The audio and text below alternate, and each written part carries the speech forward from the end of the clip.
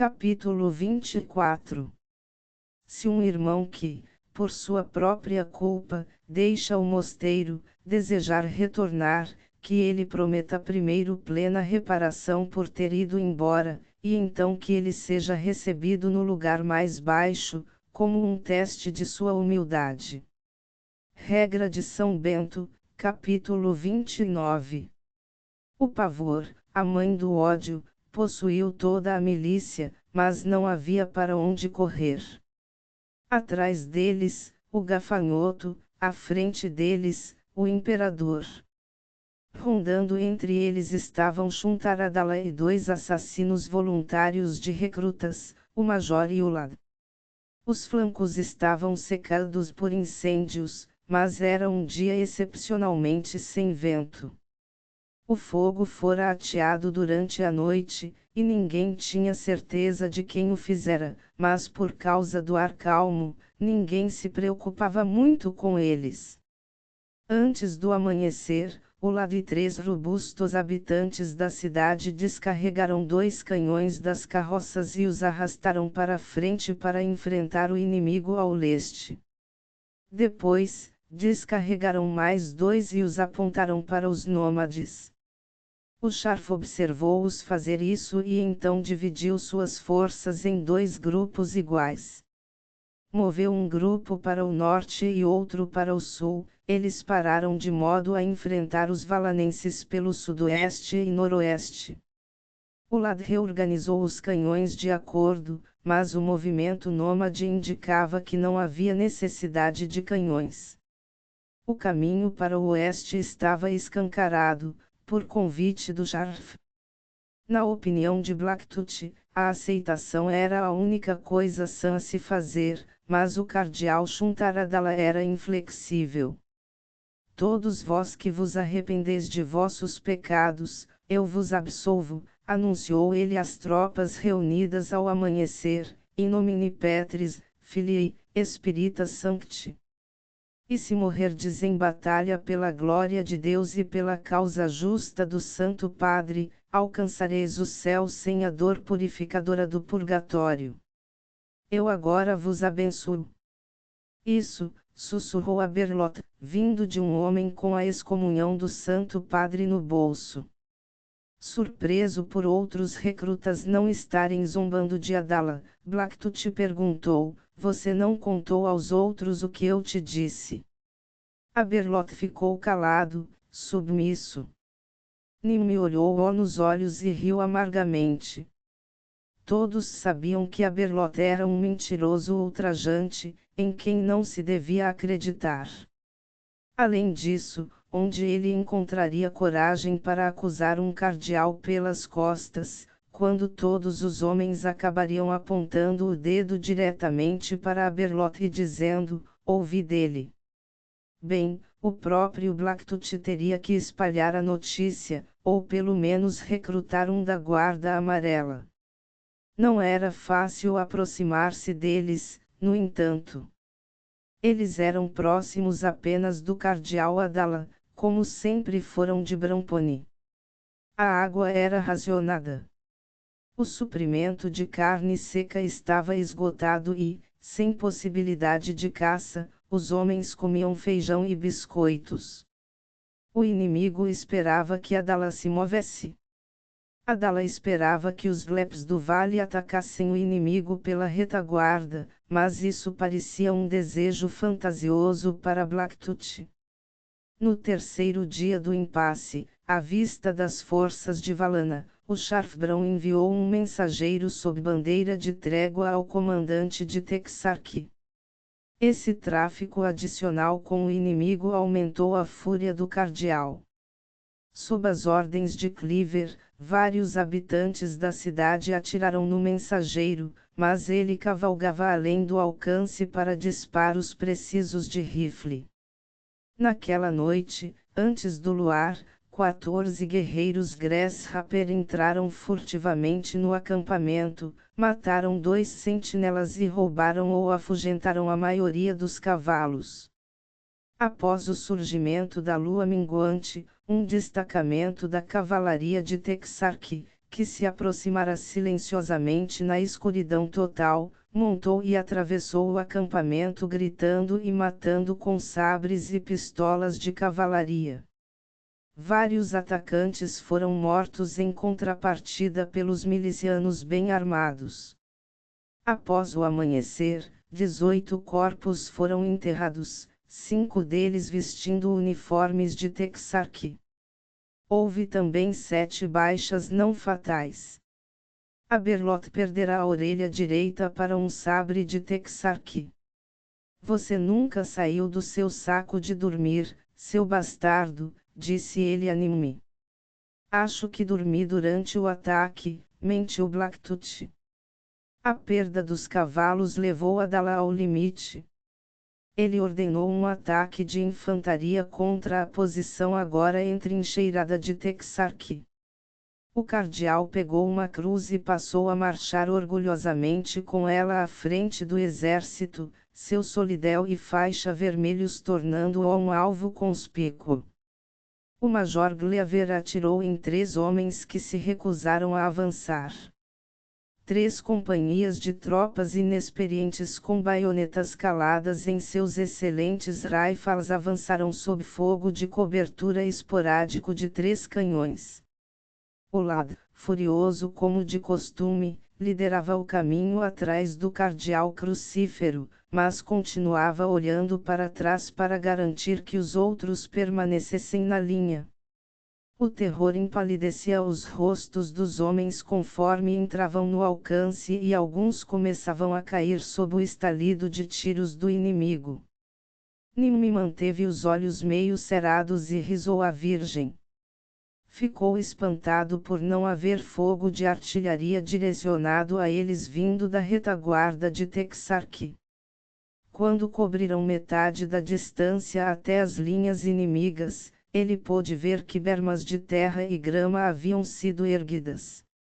As tropas imperiais disparavam contra eles de posições bem protegidas, e o efeito era devastador. Cerca de 1/3 dos homens havia caído. 2 vezes o Lad ordenou que os atacantes parassem e atirassem, mas em cada vez as cabeças dos inimigos se abaixavam atrás das bermas. Marcha em passo acelerado. Atirem enquanto correm. Em termos de precisão, era um desperdício de munição, mas mantinha as cabeças dos inimigos baixas. Após 5 tiros, era necessário reduzir para o passo de caminhada para recarregar. A maioria dos homens trouxera 2 tambores extras, já carregados, mas embora fosse mais rápido trocar os tambores do que recarregar as câmaras individuais, era necessário parar totalmente para evitar deixar cair os pneus. E parar era ser baleado por um oficial espectro. Olhem! Eles estão debandando. Corram, malditos, corram! O terror mudou para um júbilo furioso quando os habitantes da cidade perceberam que o fogo de rifle de Texarkee vindo da berma frontal cessara, embora ainda houvesse tiros à distância. Filhos do Papa! Meu povo está lá! Adala gritava de volta para eles. Ele continuava agitando sua cruz como um porrete em direção às colinas. Eles estão atacando pela retaguarda. Isso explica por que não estão chovendo bolas de canhão, disse Nimue em direção à orelha enfaixada de Aberloth. A mensagem não foi recebida acima do som dos tiros, mas ele acrescentou, talvez o cardeal dos Glebs não seja tão louco quanto pensávamos. O exército de Texarkee não estava de modo algum derrotado. Forçados por guerrilheiros do vale a defender sua retaguarda, eles haviam recuado do ataque vindo do oeste para defender sua artilharia de um ataque vindo do leste. O recuo foi limitado. Quando os milicianos subiram na primeira berma, 3 deles foram mortos enquanto passavam pelo topo. Cleaver ordenou uma parada. Obviamente, havia defensores na segunda berma. Mas os atacantes podiam usar a primeira berma do inimigo como seu próprio abrigo enquanto comiam rações de bolso e bebiam de cantis. Nimue olhou para cima e viu Gaisei rastejando em sua direção por uma ravina rasa. Ele não estava se escondendo do inimigo, estava se escondendo de Adala e dos oficiais. É verdade? Perguntou o monge guerreiro asiático após olhar cuidadosamente ao redor. Sim, disse Nimue, se você soube pelo Aberloth. Gaisei assentiu sombriamente e rastejou de volta pelo mesmo caminho. Agora algo aconteceria, pensou ele, mas não aconteceu imediatamente. O sol estava escaldante no início de agosto, mas, no meio da tarde, surgiu uma leve brisa de oeste. Blacktooth notou que os inquietos Grasshopper haviam se movido novamente. Os nômades haviam se reorganizado e dividido em 3 grupos, posicionados ao norte, oeste e sul das carroças. Ainda estavam fora de alcance, visíveis contra um fundo de fumaça, mas os grupos ao norte e sul estavam posicionados para um ataque de flanco contra o Anegan ou o Cardeal. Os incêndios pareciam estar se movendo lentamente para o leste. Eles marcavam os prováveis confins do campo de batalha e definiam as possíveis linhas de avanço ou retirada para os grupos nômades que provavelmente os haviam ateado. Pouco depois, durante um assalto à segunda berma, ao tentar atirar por cima da cabeça de um homem, Nimue o abateu. De frente para Blacktooth, o soldado de Texark jazia de costas no banco de areia exatamente como caiu ao ser baleado. Um glep em uniforme de Texark, com a pele sarapintada de Adala e as orelhas peludas bastante comuns. Ele olhava para o ex-monge, tentando vê-lo contra o globo do sol borrado pela fumaça. Suas mãos estavam erguidas em direção ao rosto e pendiam frouxas pelos pulsos, ele parecia um filhote implorando por um bocado. Por que se render com o abdômen arruinado? Ele cerrou as pálpebras, esperando, desejando ser baleado novamente. Mas Blacktooth não ousou desperdiçar munição por piedade, nem mesmo teve tempo para recarregar, porque o lado observava com profunda suspeita. Cada vez que sentia tal tensão, o rosto e as palavras de Vochin vinham à sua mente. A vida é uma gota de orvalho e um flash de relâmpago, é assim que se deve olhar para ela, Nimue. Tocando a ponta da baioneta na garganta do homem, Blacktooth rompeu a artéria carótida. Uma lâmina de relâmpago, uma gota de orvalho vermelho. A gota tornou-se um fluxo jorrante. Ele recuou, olhando ao redor. Sua garganta doía e estava seca, era um dia quente e o ar estava cheio de fumaça da grama queimada. Cada homem, cada ser é um mundo. Existem mundos inumeráveis, meu amigo. Cada mundo desta matriz inumerável contém e interpenetra todos os outros mundos através do miríade cosmos, pois não há barreiras entre os mundos. Metafísica vinda de um carrasco. Para o Machado, a religião era uma arte marcial. Ele queria conversar com Gaisei ou Vozolo sobre isso, mas eles estavam sempre com o cardeal e os oficiais, e ele ficara com medo pelo fato de Gaisei ter rastejado até ele em uma vala. É apenas que cortei minha própria garganta de alguma forma, pensou ele, olhando para o cadáver. Então é assim que o assassinato parece para o assassino. Santa Mãe de Deus, perdoe-me, mas não sinto muita coisa. O sargento Ulad ainda o observava pela esquerda, balançando a cabeça. Ele devia ter cuidado para não vacilar ou hesitar. O lad suspeitava de sua piedade. Podia ver 2 homens além de Ulad. O cabo Vitrus subirá ao topo da berma. Ele sinalizou para o grupo de ataque subir. O banco de areia flanqueava um aceiro ceifado e bem capinado, mas inútil. Blacktooth subiu a berma e espiou cautelosamente além, mas a patrulha havia fugido. Por quê? Era o melhor lugar para parar e lutar, a menos que pensassem que o poder de fogo dos valanenses era esmagador. Ou, mais provavelmente, poderiam saber que maior segurança para eles estava à frente, e que os guerrilheiros Gleps deviam ser impedidos de apreender sua artilharia. Parado no topo da berma, ele olhou de volta para as carroças. O que acontecera com os homens que as guardavam? Podia ver nômades ao longe, mas nenhum miliciano com as carroças. Sem cavalos para puxá-las, elas estavam perdidas de qualquer maneira.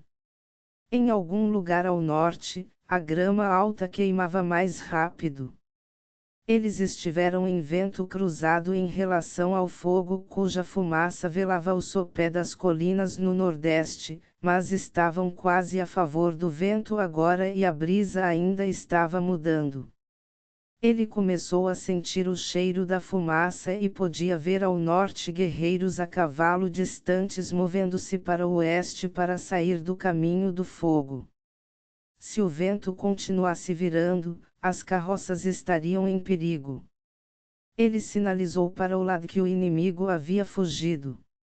Atravessaram o banco de areia e continuaram seu avanço cauteloso, sombras camufladas flutuando de colina em colina no grande oceano de grama. Observando à distância, em uma crista de colina ao sul da batalha, o Scharf Grasshopper podia ver parte da luta ocorrendo ao redor das peças de artilharia de Texarkee. Texarkee estava temporariamente em apuros, e ele estava satisfeito. Jimmy Light esperava influenciar o resultado da batalha movendo guerreiros de forma ameaçadora de tempos em tempos, sem realmente expô-los ao fogo. Sua única intenção no momento era evitar que as carroças fossem capturadas por qualquer pessoa exceto ele mesmo, embora se as conseguisse, o gafanhoto não tivesse necessidade premente de munição extra, e o arsenal da Horda já estivesse rico em armas novas. Ele não se opunha a dar armas aos Gleps, se isso se tornasse possível. Agora parecia que poderia ser possível. Estava claro que a força de Texarkee estava sendo fustigada pela retaguarda.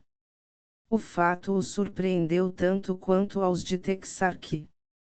Jimmy Light avisara-os da expedição de Adala, mas eles confiaram nele apenas o suficiente para enviar 2 companhias de cavalaria, 2 de cavalaria leve e algumas peças de artilharia para a região onde ele lhes dissera que os habitantes da cidade tentariam cruzar a fronteira. Surpreendente para Eutur foi o fato de que muitas das tropas de Texarkee eram Gleps, recrutados do vale.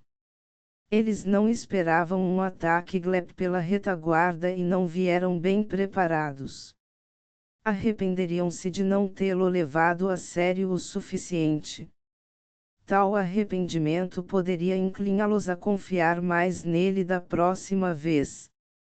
Quando lhes enviou uma mensagem sob bandeira branca, eles ouviram educadamente o mensageiro enquanto ele reivindicava o conteúdo das carroças. E se essa reivindicação fosse honrada, não haveria razão para hostilidades. Ele também avisara o comandante de Texarkee de que estava prestes a roubar os cavalos dos habitantes da cidade. Sobre as carroças, o comandante deu uma resposta educada, mas evasiva, e sorriu sobre o projeto de roubo de cavalos. Nesta situação, Jimmy Light estava relutante em atacar seus inimigos hereditários, exceto para evitar a apreensão de munições. nada impedia seu desfrute do conflito que se desenrolava à sua frente, exceto o relatório de um batedor de seu destacamento sudoeste de que um bando de 100 mães se aproximara. Mas parará a poucos minutos de cavalgada e ocupará uma colina ali. Para Abrão, eles eram um incômodo maldito, e eles também queriam as armas. Ele estava ciente de que muitos dos 100 mães no sul das terras Vildog haviam sido armados por Dion e enviados contra o inimigo na província, mas esses foras da lei estavam longe daquela batalha e, se conseguissem colocar as mãos nas novas armas, eram tão propensos a atirar em seu povo quanto nos de Texarque, mas eram ainda mais propensos a vender as armas sofisticadas para o Anegan, que demorará a obtê-las.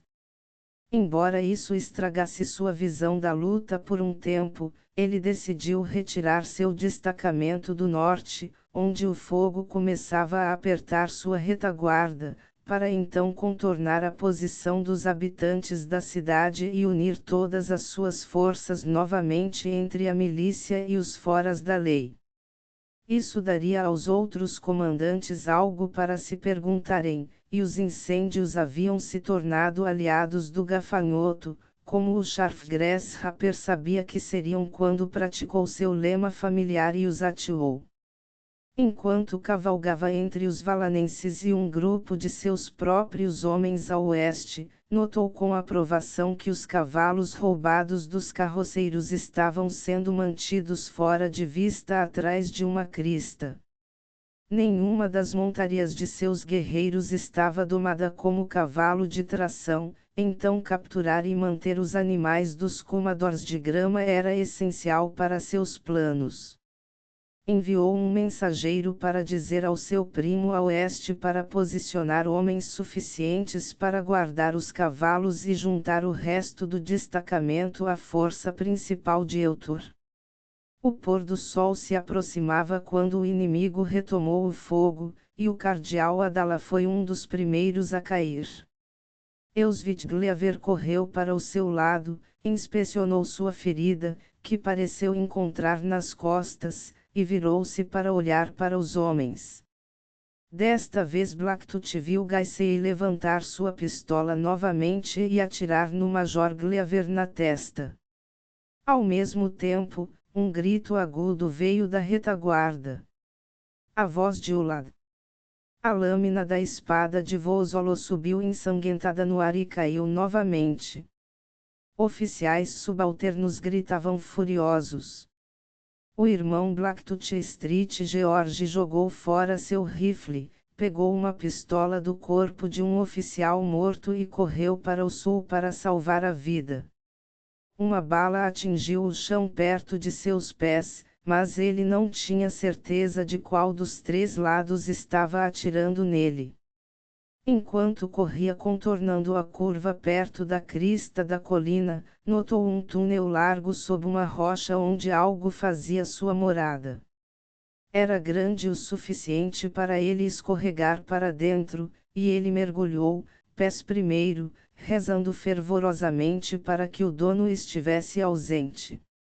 O túnel inclinava-se para baixo conforme ele deslizava e era um pouco mais profundo do que o esperado. Ele friou seu deslize e encontrou o rosto a meio metro da abertura ensolarada. Entre as tiras de suas sandálias, sentiu pelos que se agitavam sob seus pés, algo mordiu seu dedão, presas minúsculas mas afiadas. Ele o chutou para longe. Outras bucas mastigavam as tiras de suas sandálias. Meu Deus, estou em uma toca de onça e vou morrer.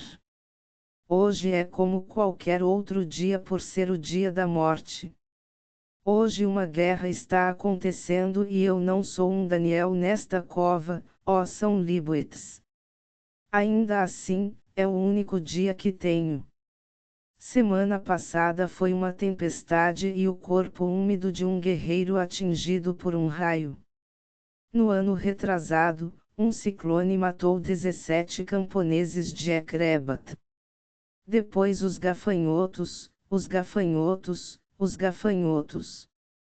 E os cadáveres emaciados encontrados congelados no inverno passado. Exatamente como qualquer outro dia, observou ele, enquanto uma bala ricocheteava na rocha acima de sua cabeça. O pedaço de chumbo gasto caiu em sua cintura e ele o pegou para inspecionar na luz fraca. Não era bala de arma Grasshopper ou Valanense, mas uma bala de mosquete de Texark ou de uma peça de fora da lei. O fato deu-lhe uma ideia geral da direção do inimigo. Ele tateou com os pés, afastando os filhotes com chutes. Os dentes deles eram agulhas. O que estava detendo a mãe deles? Medo dos incêndios, talvez. Ele também os temia. Aqui dentro, morreremos sufocados, disse ele aos filhotes. Enquanto se entregava a mais medo e autopiedade do que era comum antes de ter matado recentemente um homem, algo veio e obscureceu a luz da entrada do túnel. Ele se preparou para morrer. Ave Maria, cheia de graça, o Senhor é convosco. Ei! Quem está aí embaixo? A língua era Roquemont, mas o sotaque era da Ásia. Nimue olhou para cima e viu um rifle apontado para seu rosto. Não atire, é o Blacktooth. É seguro sair. Não é seguro em lugar nenhum ainda, disse Gaisei, e o fogo está chegando perto demais. Dê-me sua mão. Nimue sacudiu um filhote brincalhão de uma perna da calça e rastejou para cima na luz esfumaçada do fim de tarde. O estrondo da batalha havia diminuído, exceto ao leste, onde as tropas de Texark ainda continham os Gleps que tentavam chegar às armas. O guerreiro e o monge subiram a crista e deitaram-se no chão para olhar por cima. Conseguiram distinguir os corpos de Shuntaradala e do Major Gleaver, ambos foram mortos por Gaisei, que, como Voshin, estava preparado para executar qualquer um que traísse seu mestre. Onde estava o Zolo? O Lada atirou nele quando me viu executar os inimigos de nosso mestre. Mas eu vi. Meu irmão viveu o suficiente para matar seu assassino. Nimue observou um destacamento de guerreiros Grasshopper atrelando apressadamente 3 das carroças a cavalos de tração que haviam roubado, pois o fogo se aproximava. Os defensores das carroças haviam se dispersado durante a escaramuça da infantaria. A milícia de Valana fora destruída, por morte, deserção e ausência de comando. Vinda do leste, a cavalaria de Texark cavalgava em direção à Sena, mas com cautela, pois atrás da crista ao sul estava a força principal de Dimen Light e, logo ao norte, o incêndio avançava. A 800 metros de onde jaziam, um soldado de Texark cavalgou até o topo da crista para observar a ordem de batalha Grasshopper. Gaisei rolou, levantou seu rifle, mirou muito alto e atirou. O tiro impossível caiu perto o suficiente para assustar o cavalo do soldado e alertou os Grasshopper, que se juntaram a Gaisei disparando contra o batedor. O batedor recuou. Gaisei levantou-se e olhou para o sul. Os guerreiros de Eutur observavam. Evidentemente, não estavam atirando em uniformes da milícia. Olhe, disse Gaisei, apontando. Alguém matou um gato grande.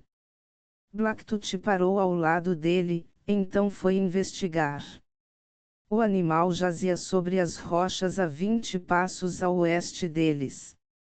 Era uma fêmea. Venha, disse ele a Gaisei, e voltou descendo a crista até a toca da onça.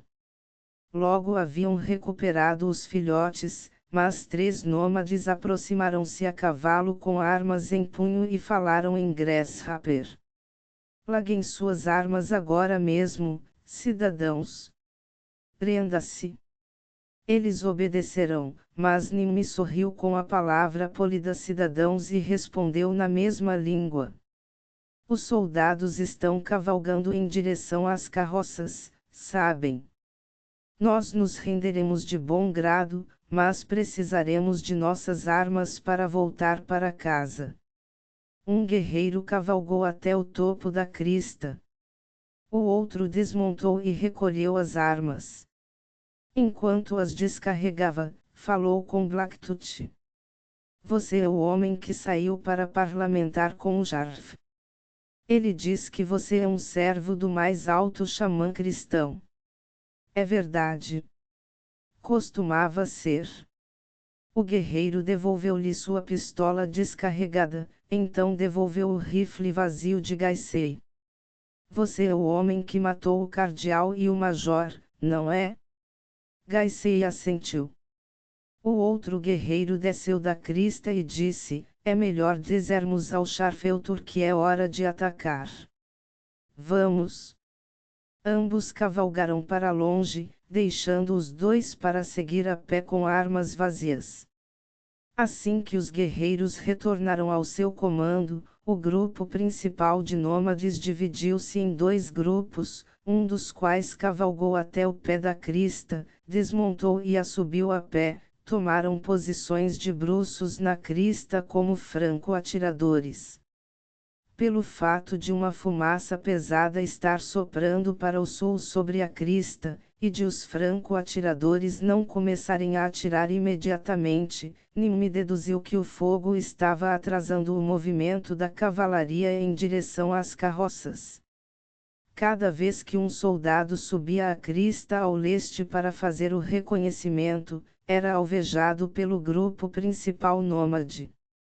O comandante de Texark provavelmente desejava cruzar a crista antes de cavalgar para o oeste, mas o gafanhoto tornou isso impossível. Pelo menos algumas das carroças estavam sendo puxadas para o oeste por cavalos de tração valanenses conduzidos por nômades. O resto logo seria varrido pelo incêndio, se não capturado primeiro por Texark. Ao pôr do sol, o resto das carroças fora devorado pelo fogo, algumas explodiram, todas queimaram. Queimados também foram os corpos dos mortos, mas o vento amainou no crepúsculo e a labareda não cruzou a crista. O Sharfbran reuniu e alimentou todos os sobreviventes da milícia que entregaram suas armas. Os poucos que se recusaram a entregá-las, principalmente oficiais espectros que temiam vingança dos recrutas valanenses, ele ordenou que fossem mortos. Ordenou que seus guerreiros tratassem os prisioneiros de guerra com cortesia, mas os combatentes Grasshopper estavam cheios de malícia brincalhona para com os fazendeiros, para desconforto destes. A comida foi compartilhada, mas mergulhada na areia. Um guerreiro emprestou a Nimmi uma bolsa de couro grande o suficiente para 3 filhotes de onça, e depois alegou que o monge a roubara. Havia menos de 40 cativos exaustos, mas alguns outros desertores talvez tivessem escapado da captura pelos de Texark ou pelos nômades. Quando viu Nimmi entre os refugiados, Jimmy Light chamou-o para o seu lado como intérprete. Depois de rir dos filhotes, devolveu a pistola e a munição do monge. Nimmi pediu imediatamente permissão para entregar a arma a Gaisei. Meus olhos estão fracos demais para acertar qualquer coisa. Matei um homem por engano, quando pretendia erar. Eutur mandou chamar Gaisei e, após uma breve conversa através de Blacktooth sobre a lealdade contínua do monge guerreiro Abramponi, o Sharf devolveu-lhe suas armas. Então olhou para o céu esfumaçado. A esposa do seu papa chegou. Olhe! A irmã da donzela do dia. No alto, uma grande ave circulava o campo de batalha. Na fumaça e na luz do sol poente, o urubu parecia ser vermelho brilhante. Outras aves estavam se reunindo. Pareciam pequenas e escuras em contraste, mas talvez voassem em altitude mais elevada. Significa que a batalha acabou. Nimue e Gaisei ficaram estranhamente silenciosos.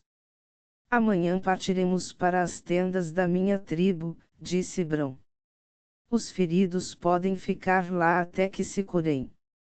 O resto de vocês será levado para o oeste para ser julgado pelo Caesar de Araiverdar, Ganoslishor. Então imagino que serão escoltados de volta para Valana, ou no seu caso, Ninden, para o seu Bramponi. Diga isso aos outros. Diga-lhes que devem viajar conosco, ou cairão nas mãos dos sem-mãe. Recapturamos cavalos de Adala suficientes para vocês montarem. Light parecia bastante amigável, e Nimue ousou perguntar: está satisfeito com o resultado de hoje, Sharf Brown?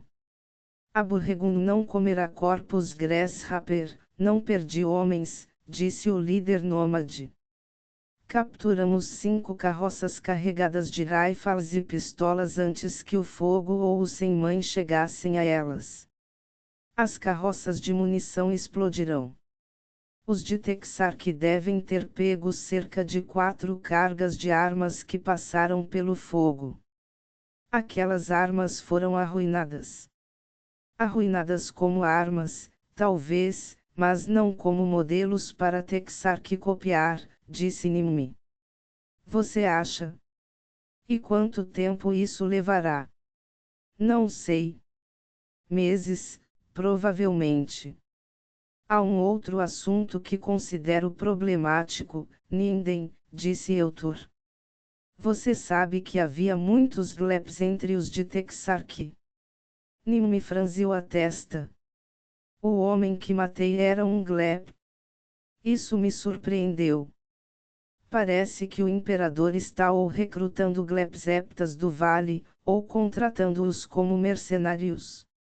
Isso sugere que ele está com falta de mão de obra. Ou ele está enviando parte de sua força principal para o leste do Grande Rio, como esperávamos. Houve dissidência nas fileiras de Texark. Meus mensageiros me disseram isso. Você entende o porquê? Acho que sim. O cardeal Adala esperava que uma força do vale atingisse a retaguarda dos soldados. Quando o fizeram, os soldados Gleps provavelmente se recusaram a lutar. Talvez por isso tenham recuado de nós. Eutur bufou. Vocês, habitantes da cidade, são bons cadáveres, mas não bons assassinos. Tinha que ser esse o motivo. Agora, amanhã devemos ir a uma família de mensageiros e enviar as notícias de hoje ao Senhor das Hordas e ao seu Papa. Você pode, se desejar, escrever ao próprio Bramponi, contanto que me diga o que diz a ele. Claro. O senhor pode ler. Light riu com desdém e partiu. O rosto de Blacktooth ardeu. Havia esquecido que o Sharf não conhecia as letras.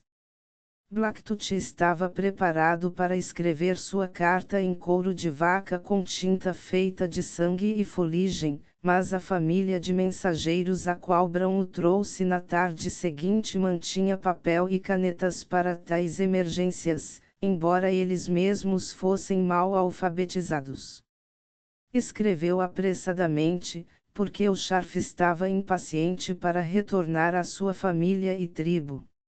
Entendo que o Sharf Eutur Bran está enviando um relato oral da batalha travada aqui, e às suas palavras nada acrescentaria.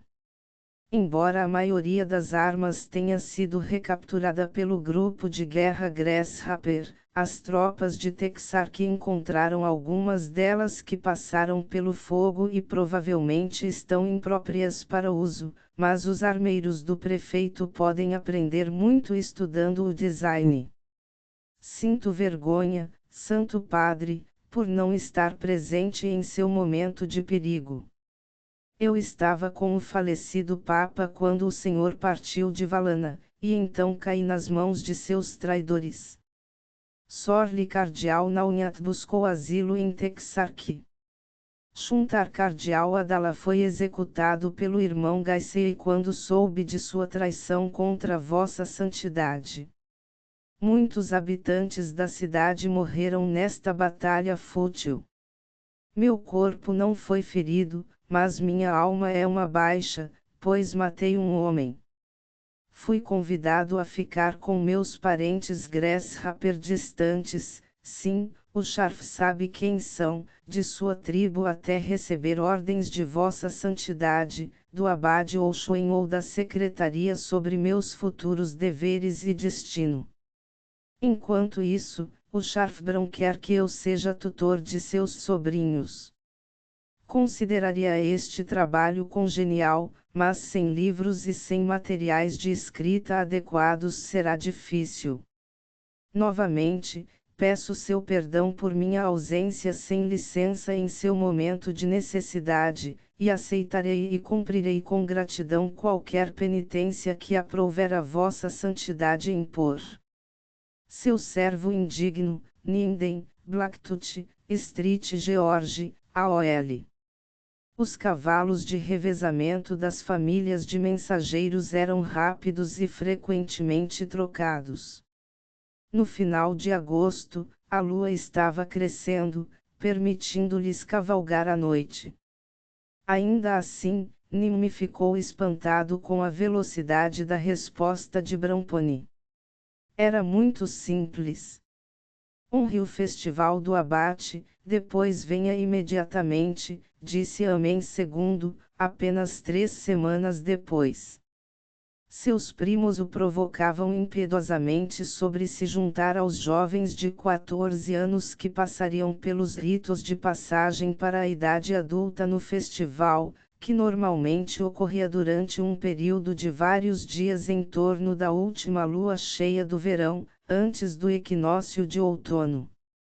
Eles vão parar de chamar você de Nimue se você suportar o rito, disse-lhe a tataraneta de sua própria tataravó. Obrigado, mas o primeiro homem a me chamar de Nimue foi Holy Magnus, o Senhor das Hordas, e ele não teve a intenção de insultar. Não sou um guerreiro, não sou um nômade. Este era o mesmo festival que fora declarado uma festa móvel no ano passado, quando seu horário habitual coincidiu com o funeral do grão-tio Brockenfold. Os fazendeiros celebravam um festival de colheita na mesma data, mas para os nômades marcava o início do tempo de abater o gado velho e os fracos que não conseguiriam sobreviver ao inverno. As mulheres selecionavam os cavalos que não serviam para a guerra ou reprodução, e os vendiam para fazendeiros ao norte do rio Misri, ou os mandavam abater e fazer churrasco. Muitos dos animais abatidos eram convertidos em carne seca para o tempo de neve profunda quando os rebanhos selvagens eram difíceis de alcançar. Era um tempo para danças, tambores, gula, fumar queneb, beber vinho de fazendeiros, lutar à luz do fogo e para celebrar o arrebatamento pela selva azul da mulher cavalo selvagem. Jovens rastejavam para as tendas de namoradas, e Blacktooth foi visitado na noite pela forma escura de uma mulher que não revelaria seu nome, mas começou a remover suas roupas. Ele teve o cuidado de não fazer nada que pudesse ofendê-la, e acabou sendo uma noite quente e suada. Na manhã seguinte, uma de suas primas sorria sempre que captava seu olhar. Seu nome era Pretty Dances, e ela era gordinha como um porquinho, mas graciosa e atraente. Pensou em Aidrea e evitou o olhar dela o máximo possível. Ele estabelecera sua honra lutando com vários jovens de seu tamanho e se saiu bem o suficiente para evitar novas provocações, mas ainda o chamavam de Nimue com mais frequência do que Ninden. No dia anterior à sua partida das terras de seus ancestrais, O agente duplo Grasshopper Olhos Negros trouxe-lhe um livro que obtivera em uma transação com soldados de Texarkee. Olhos Negros ocupará a jaula do outro lado do corredor quando ele e Bramponi foram prisioneiros no zoológico do Imperador, e ele ainda admirava Blacktooth por uma suposta tentativa de matar Philpil. O livro me custou 7 novilhos, disse ele ao monge.